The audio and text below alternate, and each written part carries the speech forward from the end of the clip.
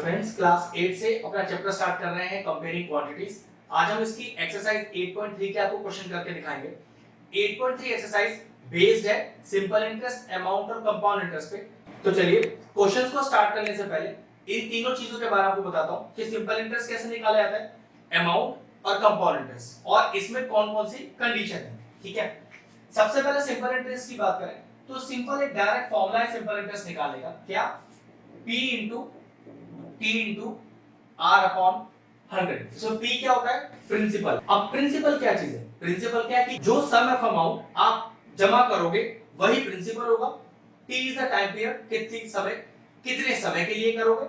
R is the rate of interest, और किस percent पे करोगे। ठीक है, अपॉन 100। तो ये तो सिंपल फॉर्मूला है। क्वेश्चन जब करूंगा तो और बेहतर तरीके से बताऊंगा। ठीक है, अमाउंट अब ध्यान रखिएगा, अमाउंट क्या होता है। अगर मैं सिंपल इंटरेस्ट की बात करूं तो अमाउंट होता है P प्लस SI।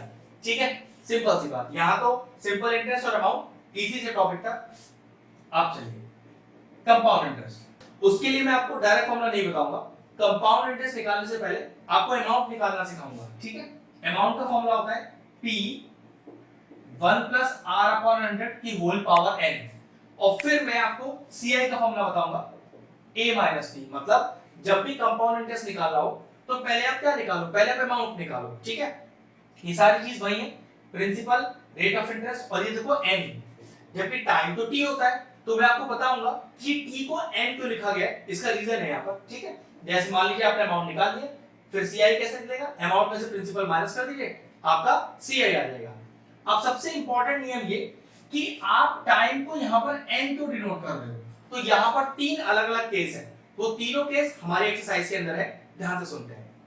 मान लीजिए केस है ईयरली का। ठीक है, बिल्कुल क्लियरली लिखा होगा ईयरली, या फिर लिखा होगा एनुअली, ये दोनों चीज एक ही है। इसमें ध्यान रखना, जो आपका टी होता है, टाइम पीरियड दिया होता है, वो डायरेक्टली एन के बराबर हो जाता है। मतलब जैसे दे रखा है 2 साल के लिए, तो समझ जाना यहाँ पर टी और एन एक है, मतलब डायरेक्ट एन बराबर आप 2 लिख सकते हो, क्योंकि फॉर्मूले में एन लिखा हुआ है ना, टी तो है नहीं। टी क्यों नहीं है, ये बस आपका अगला पार्ट है। ठीक, अब मान लीजिए यहाँ ईयरली ना होता और क्या लिखा होता, मान ली लिखा होता हाफ ईयरली, तो क्या चेंज आता। तो समय देखो कैसे दिया होगा क्वेश्चन में, समय दिया होगा आपको 1.5 ईयर। ठीक है, जिसको आप टी मान रहे हो, लेकिन दिक्कत क्या है, हाफ ईयरली दिया हुआ है ना, हाफ ईयरली का मतलब 6 महीने। तो अगर मैं आपसे पूछूं कि 1.5 साल में 6 महीने कितनी बार आएंगे, तो देखो 6 महीने 6 महीने 6 महीने, भाई 6 6 6 हो गए 1.5 साल, तो यहाँ n हो गया 3। हमेशा ध्यान रखना, जब भी आपको ईयरली गिवन होगा तो जो समय आपको दिया है टाइम, 2 साल 3 साल 1 साल, वो डायरेक्टली n हो जाएगा। लेकिन अगर आपको क्वेश्चन में हाफ ईयरली वर्ड लगा के दिया हो, तो ध्यान रखना गिवन समय को आपको 6 के इंटरवल्स में तोड़ना है। जैसे मान लीजिए आपको 2 साल दिया होता तो n कितना हो जाता, 6 महीने 6 महीने 6 महीने 6 महीने, मतलब 2 साल में 6 महीने 4 बार आएंगे, तो यहाँ मैं n को 4 लिख देता। 2.5 इयर्स, तो भाई 6 महीने 2.5 साल में कितनी बार आएंगे, 5 बार आएंगे, तो n 5 हो जाता। मान लो टाइम ही आपको 6 महीने दिया होता, तो 6 महीनों में 6 महीने कितनी बार आएंगे, एक ही बार आएंगे ना, तो n उस केस में 1 हो जाता। तो ध्यान रखना t और n हाफ ईयरली वाला केस, और अब जो मैं नेक्स्ट आपको क्वार्टरली बताने जा रहा हूं उसमें ही चेंज आता है। नेक्स्ट मान लीजिए आपको दिया हुआ है क्वार्टरली। अब क्वार्टरली भी क्या चेंज आता है, क्वार्टरली का मतलब होता है 3 महीने। हमेशा ध्यान रखना, एक साल में 4 क्वार्टर होते हैं, 3 महीने के। ठीक है, तो एक साल में 4 क्वार्टर 3 महीने के। अब मान लो आपको टाइम कितना दिया हुआ है, मान लीजिए आपको टाइम दिया हुआ है 9 मंथ्स, तो ये 9 मंथ्स तो टी है, लेकिन क्योंकि हमें क्वार्टरली दिया है तो चेंज करना है। मतलब 9 महीनों में 3 महीने कितनी बार आएंगे, मैंने बोला था ना क्वार्टर में 3 महीने दिए जाते हैं। जैसे हाफ ईयरली में 6 महीने का स्लॉट होता है, ऐसी क्वार्टरली में 3 महीने का स्लॉट होता है। तो 9 महीनों में 3 महीने कितनी बार आएंगे, तो आप कहोगे 3 और 3 बार आएंगे, तो यहाँ डायरेक्टली n का वैल्यू क्या हो जाएगा, 3 हो जाएगा। मतलब टाइम तो आप 9 महीने लिखोगे, जो फॉर्मूले में n है वहां आप n को लिखोगे 3। और बताता हूं, मान लीजिए आपको 1 साल दिया हुआ है, टाइम दिया हुआ है 1 ईयर, ठीक है, लेकिन दिया क्वार्टरली है, तो चेक करो कि 3 महीने एक साल में कितनी बार आएंगे? तो पक्की बात 4 बार आएंगे ना, 3 महीने 3 महीने 3 महीने 3 महीने, हो गया पूरे एक साल। लेकिन 4 बार आए तो यहाँ पर डायरेक्टली n का वैल्यू क्या हो जाएगा? 4 हो जाएगा। तो यहाँ पर इस तरह से t और n का रिलेशन है जो यूज करने के लिए सिर्फ होगा हाफ ईयरली और क्वार्टरली में। ईयरली में तो t और n बराबर होता है। अब ये पूरा कंसेप्ट हुआ SI, अमाउंट और CI का। अब चलिए इसकी मैं क्वेश्चन स्टार्ट करता हूँ। चलिए क्वेश्चन नंबर 1 स्टार्ट करते हैं अपना। इसमें टोटल 5 पार्ट्स हैं, वन बाय वन में सारे पार्ट आपको करके दिखाता हूँ। मैं एक्सरसाइज 8.3 स्टार्ट करता हूँ, अपनी बुक से पढ़ता हूँ, आप अपनी बुक से क्वेश्चन चेक करें। पहला क्वेश्चन है, फर्स्ट क्वेश्चन का पहला part, calculate the amount and the CI। आपको अमाउंट निकालना है और CI निकालना है। मैं बिल्कुल प्रॉपर स्टेप लिख के दिखा रहा हूँ कैसे लिखना है एग्जाम्स में। फाइंड अमाउंट, अमाउंट लिखकर ए ब्रैकेट में और एक क्वेश्चन मार्क, मतलब ये फाइंड करना है। कंपाउंड इंटरेस्ट भी निकालना है, ये लीजिए, CI भी निकालना है। अब देखिए सारी क्वांटिटीज क्या क्या दी हुई है अपने को। ऑन ₹10,800, तो ये 10,800 क्या हो गया? प्रिंसिपल हो गया आपका, ठीक है, ध्यान रखिएगा। On rupees, sum of money, ये सब प्रिंसिपल को डिनोट करते हैं, ठीक है। तो प्रिंसिपल P लिखकर रुपीज 10,800, और देखिए क्या दिया हुआ है आगे, फॉर 3 इयर्स।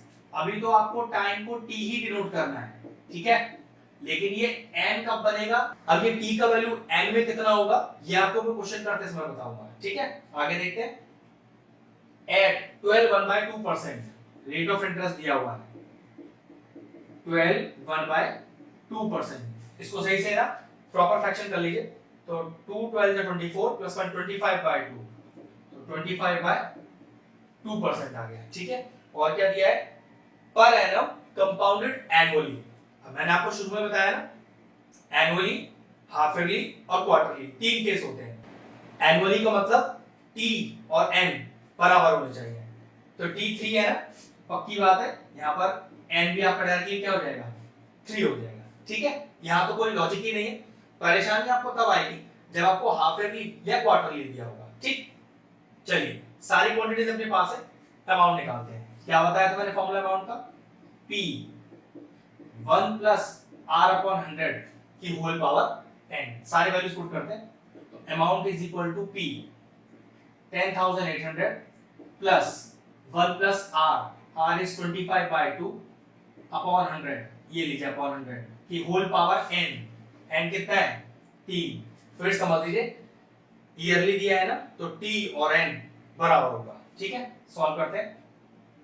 25 4 100, तो ये कितना आ गया? Amount 10,800 bracket. तो जरा अगला स्टेप देखो, तो क्या बचा है यहाँ पर? 1 प्लस 1/8 की होल पावर 3। अब जरा सॉल्व करो, एलसीएम ले लो फटाफट से। कितना आएगा यहाँ पर देखो? 10,800, एलसीएम आ गया ये, तो आ गया 18 चाहिए और 1 की होल पावर 3। फिर आया अमाउंट इज इक्वल टू 10,800 9/8 की होल पावर 3। तो मैंने क्या किया? 3 बार 9/8 लिख दिया। तो सॉल्व करके हमारे पास आ रहा है 15,377.34 रुपीस। तो अमाउंट हमारे पास आ गया। अब निकालते हैं CI। अब CI का क्या फॉर्मूला बताया था मैंने? Amount minus principal. अमाउंट कितना है अभी? 15,377.34 पैसा माइनस प्रिंसिपल। प्रिंसिपल कितना दिया है क्वेश्चन में? 10,800 माइनस कर लेते हैं। माइनस करके आएगा 4577.34 रुपीस, मतलब 4,577 रुपीस 34 पैसा, ठीक है। फर्स्ट पार्ट क्लियर हुआ। अगला पार्ट करते हैं। चलिए फर्स्ट क्वेश्चन का बी पार्ट करते हैं। क्वेश्चन पढ़ता हूं मैं अपनी बुक से। Find the amount and the compound interest. Question में निकालना तो बिल्कुल वही है, अमाउंट निकालना है, CI निकालना है। एक चीज का ध्यान रखना है कि एग्जाम में ये अमाउंट का A और CI में सिर्फ CI नहीं लिखना है, पूरा प्रॉपर लिखना है। जैसे मैंने आपको फर्स्ट क्वेश्चन करके दिखाया है, पूरा अमाउंट लिखकर ब्रैकेट में और फिर उसका वैल्यू, तभी बात बनेगा। क्योंकि जरूरी नहीं है कि A मतलब हमेशा अमाउंट ही होता है। जब भी हम कोई काम करते हैं और एक वेरिएबल असाइन करते हैं तो उस वेरिएबल को बताना पड़ता है कि क्या हमने लेट लिया हुआ है, ठीक है। ऑन रुपीज 18,000, तो फिर 18,000 क्या चीज है हमारे लिए? ये हो गया हमारा प्रिंसिपल, ठीक है। पूरा प्रिंसिपल ब्रैकेट में P लिख के लिखना है। फिर दिया हुआ है फॉर 2.5 ईयर। चलिए टाइम दिया है 2.5 ईयर। अब ये जो आपको T दिया हुआ है ये n में किसके इक्वल होगा, बस ये चेक करेंगे आगे। Eight 10% per annum compounded annually, eight 10% per annum, ये लिखिए रेट ऑफ इंटरेस्ट और कंपाउंडेड एनुअली दिया हुआ है।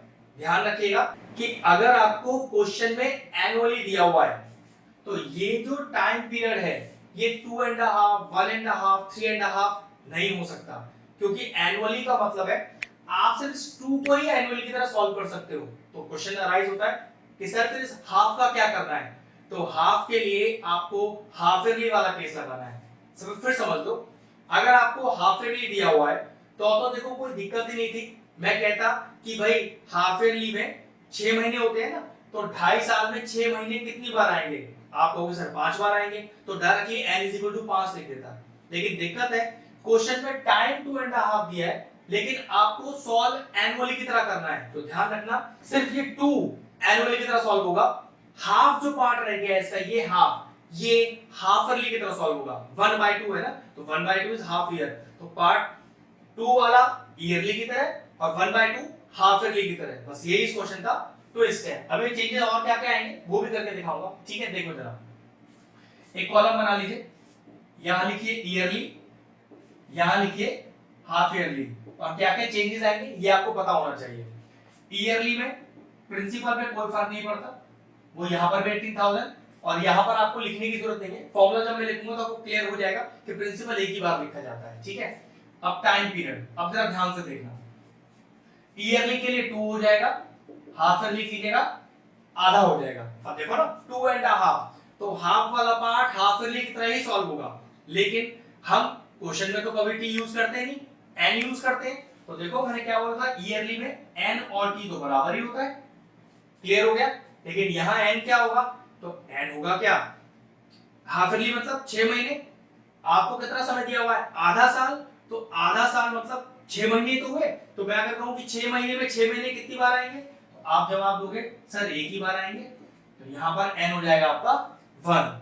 और क्या चेंज आता है, रेट, ईयरली का रेट एज इट इज जो दिया है वही रहेगा, लेकिन हाफ ईयरली सॉल्व करते समय रेट भी आधा हो जाता है और यहां हो जाएगा वो 5%। तो एक काम करिए, यहां R1 मान लीजिए, यहां R2 मान लीजिए, यहां N1 मान लीजिए और यहां N2 मान लीजिए। अब देखो फॉर्मूला कैसे अप्लाई करना है, जब ईयरली वाला केस दिया हो, टाइम आपको 2.5, 3.5, 1.5 में दिया हो, तो फॉर्मूला कैसे अप्लाई किया जाता है, amount is equal to, P तो सिंगल एक ही बार लिखा जाएगा, 1 plus R1 upon 100 N1, 1 plus R2 upon 100 N2, जिसमें ये पार्ट क्या है ईयरली का और ये पार्ट क्या है हाफ ईयरली का। ये लेकिन ये तभी लगाना है, फिर बता रहा हूं, दिया आपको ईयरली हो लेकिन टाइम आपको हाफ की टर्म में दिया हो, 2.5, 3.5, 1.5, तब सिर्फ और सिर्फ यही तरीका लगाया जा सकता है, ठीक है। चलिए अप्लाई करते हैं। Amount is equal to, P तो कभी चेंज हुआ ही नहीं, 1 प्लस, अब क्योंकि ये ईयरली वाला केस है तो चेक कर लो, ईयरली की सारी वैल्यू लिखिए, R अपॉन 100 की होल पावर N1 जो कि 2 है, 1 प्लस R2, R2 क्या हो गया, हाफ ईयरली में रेट आधा हो जाता है, अपॉन 100 की होल पावर N2, N2 मतलब आधा साल, 6 महीने में आधा साल एक ही बार आएगा, ठीक है। तो 1 आ गया यहाँ पर, बस अब काम आपका सॉल्व करने का रह गया, ठीक है। अमाउंट इज इक्वल टू 18,000, ये आ गया आपका एलसीएम लेके 11/10, स्क्वायर लग रहा है तो 11/10 एक बार और लिख दिया, यहाँ पावर बनने कोई दिक्कत नहीं है, कैंसिल आउट कीजिए, 20 आ गया, एलसीएम लीजिए 21/20, बस अभी सब सॉल्व करना रह गया, 3 जीरो, ये नीचे की भी 3 जीरो चलेगी, कितना रहेगा, amount is equal to 18 into 11 into 11 into 21/2, और ये सॉल्व करके आएगा, ये आ रहा है सॉल्व करके 22,869 रुपीस। अमाउंट आ गया, सीआई भी निकालना है, फॉर्मूला तो सीआई का वही, क्या अमाउंट माइनस प्रिंसिपल, कितना है अमाउंट 22,869 माइनस प्रिंसिपल 18,000, तो कितना बचा अपने पास, तो ये हो गया आपके पास 4,869 रुपीस। ये लीजिए क्वेश्चन सॉल्व हो गया। ध्यान रखना है जिस बात पे बोला गया है, ईयरली दिया है और आपको टाइम 1.5, 2.5, 3.5 के फॉर्म में दिया है, तो फॉर्मेट इस तरह का होगा, ईयरली और हाफ ईयरली अलग अलग हो जाएंगे, ईयरली में रेट सेम, हाफ ईयरली में रेट आधा, ईयरली में ये जो पहला वाला पार्ट है 2 वो एज इट इज जो कि n कहलाएगा, और जो हाफ वाला पार्ट है वो n2 हो जाएगा, और हाफ ईयरली मतलब 6 महीने, 6 महीने में कितनी बार आएंगे, हाफ ही तो दिया है, हाफ का मतलब 6 महीने तो होता है, तो 6 महीने में 6 महीने एक ही बार आएंगे, तो डायरेक्टली n2 हो गया 1, पूरा फॉर्मूले में डाला, आंसर आ गया अमाउंट, फिर वहां से मैंने निकाल लिया CI। क्वेश्चन का बी पार्ट फिनिश हुआ। चलिए फर्स्ट क्वेश्चन का सी पार्ट पढ़ते हैं। कह रहा है कि find the amount of the compound interest, निकालना तो बिल्कुल वही है, अमाउंट और CI का वैल्यू। देखिए सारी क्वांटिटीज क्या क्या गिवन है अपने को। ऑन ₹62,500, ये क्या हो गया आपके लिए, प्रिंसिपल हो गया 62,500, और क्या दिया हुआ है, फॉर 1.5 ईयर। चलिए टाइम आ गया 1.5 ईयर्स। उसके बाद कह रहा है आपको एट 8% पर एनम, रेट 8% और कंपाउंडेड हाफ ईयरली। बहुत बढ़िया। अब हाफ ईयरली के लिए क्या करना है आपको, हाफ ईयरली मतलब 6 महीने के हिसाब से हर चीज काउंट होगी।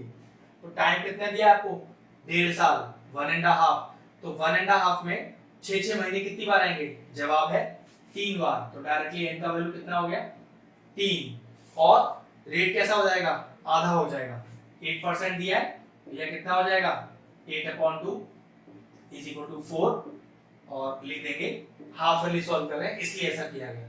बस कुछ नहीं करना, डायरेक्टली फॉर्मूला अप्लाई करना है। Amount is equal to P 1 plus R/100 की होल पावर n, तो A is equal to P 62,500 plus 1 plus R 4% upon 100 की होल पावर n, जो कि है 3, कैंसिल आउट होगा, 25 टाइम्स एलसीएम ले लो, कितना आएगा, ये आएगा आपके पास 26/25 इनटू पावर में 3 है ना, तो फिर मैंने क्या किया, इनटू कर दिया इसे 3 बार। बस आपसे सॉल्व करके लिखना है। ये सॉल्व करके आपके पास आ रहा है 70,304 रुपीस। अब क्या करूं, CI निकालना है, तो CI का तो डायरेक्ट फॉर्मूला लगाना है, अमाउंट माइनस प्रिंसिपल। अमाउंट मैंने अभी निकाला है 70,304 रुपीस माइनस प्रिंसिपल 62,500, माइनस कर लेते हैं, तो ये माइनस करके आएगा 7804 रुपीस। मतलब फाइनल आंसर आया आपका CI 7,804 रुपीस। चलिए फर्स्ट क्वेश्चन का डी पार्ट पढ़ते हैं। निकालना तो वही है, find the amount of the CI। चलिए अमाउंट निकालेंगे, फिर CI निकालेंगे। देख लेते हैं क्या क्या क्वांटिटीज दी हुई है। ऑन ₹8,000, तो ये 8,000 क्या हो गया आपके लिए, ये 8,000 रुपए हो गया आपका प्रिंसिपल, ठीक है। और दिया हुआ है आपको फॉर 1 ईयर एट 9%, 1 ईयर, तो टाइम दे दिया आपको 1 ईयर, और रेट ऑफ इंटरेस्ट दे दिया आपको 9%, ठीक है।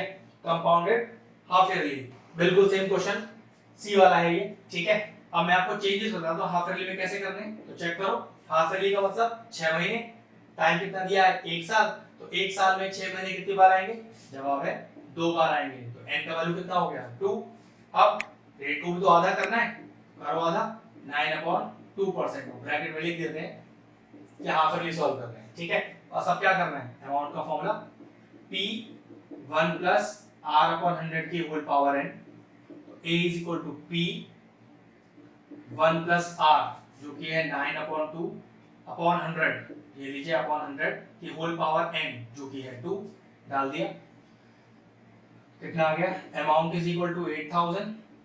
अब कुछ कैंसिल आउट तो हो नहीं रहा, तो एलसीएम लेते हैं सीधा, 200 एलसीएम आ गया, तो 200 प्लस 9 की होल पावर 2, ये हो गया amount is equal to 8,000 into 209 upon 200, whole power 2 है, तो 2 बार मल्टीप्लाई करना पड़ेगा। और सब क्या करूं, कैलकुलेशन कर लेता हूं, तो मेरे पास आंसर आएगा 8,736 रुपीस और 20 पैसा।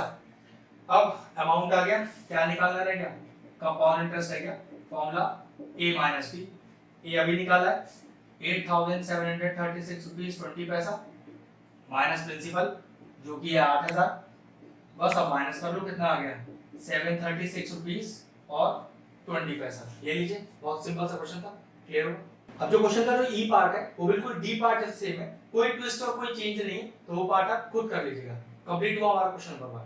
अगर आपको हमारा वीडियो इंफॉर्मेटिव लगा हो तो हमारे चैनल मैथ्स प्लीज को सब्सक्राइब कर लें और साथ में लगे बेल आइकन को भी हिट कर दें, जिससे आगे आने वाले वीडियोस का नोटिफिकेशन आपको सबसे पहले मिल जाए।